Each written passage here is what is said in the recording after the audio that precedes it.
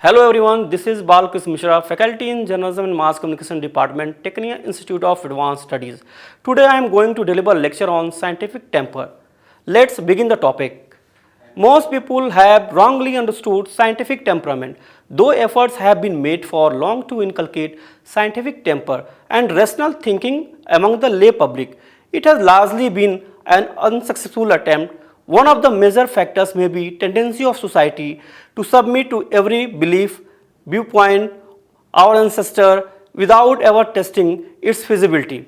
Its relevance in the changing times, educating the young can have a positive effect on development of scientific temper in the society. Students should be encouraged to reason and argue with the teachers, mentors and elders in a healthy manner and should employ do it yourself approach in analyzing situation and solving problems. They should also be encouraged to read the ancient texts in order to critically analyze them and accept or decline the claims that they make based on one's rational thinking. Scientific temper refers to an attitude of logical and rational thinking.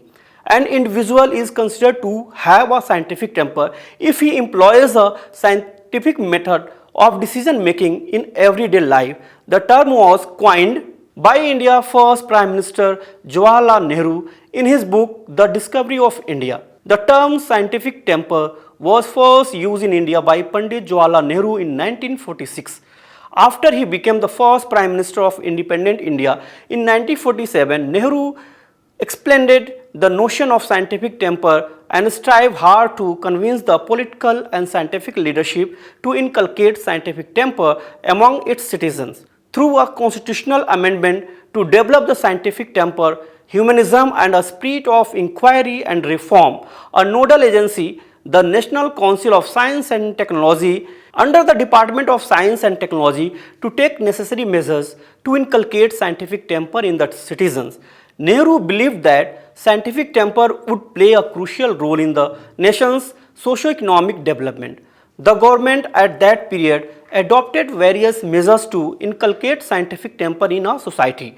Ridden with the superstition and social evils like female infanticide and sati. If you talk about relevance and practices, scientific temper is an intrinsic quality, but in our anxiety not to invest our best brains outside the country, we seem to have resorted to imparting scientific temper in our education curriculum and not inculcating this spirit in our young mind.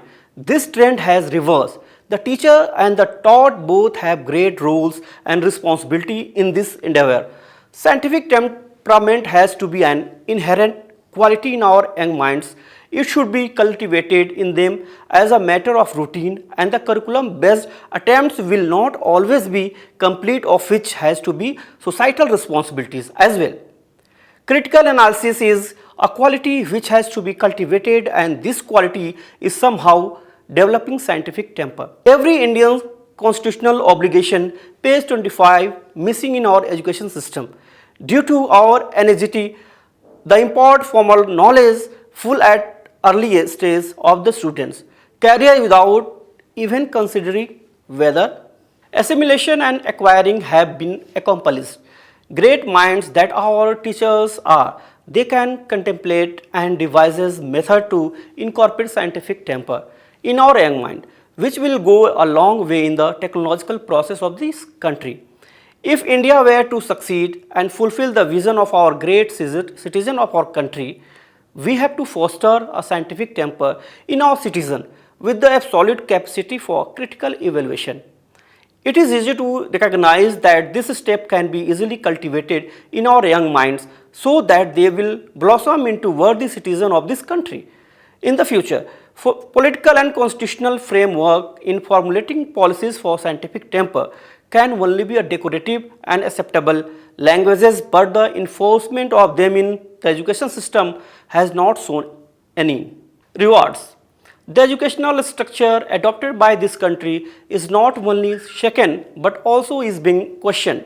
If it appropriate to our system of learning, any exercises seeking truth, whether it may be a science or in other activity of human race, has always been scrutinized and criticized but never doubted, and hence it is hoped that India will evolve and re-emerge with the appropriate scientific temper, which can be an eye-opener to the whole world. Dear friend, I hope you understand the topic scientific temper. Thank you very much.